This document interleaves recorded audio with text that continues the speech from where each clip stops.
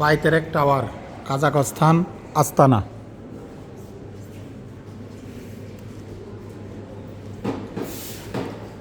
এখানে ক্যান্টিন আছে। এই আছে আমার সাথে আরমান শরীফ ভাই। ভাই কি অবস্থা? আলহামদুলিল্লাহ, কেমন আছেন? আলহামদুলিল্লাহ ভালো আছি। আমরা বাইতেরেক টাওয়ারের উপরে আছি বর্তমানে। কাজাকস্তান, কেমন আস্তানা। কাটতেছে আস্তানা? আস্তানা আলহামদুলিল্লাহ ভালো কাটতেছে। আমরা এখন স্বর্ণের হাট দেখব। ভ্রমণের সময় এপ্রিল 2025 ইংরেজি।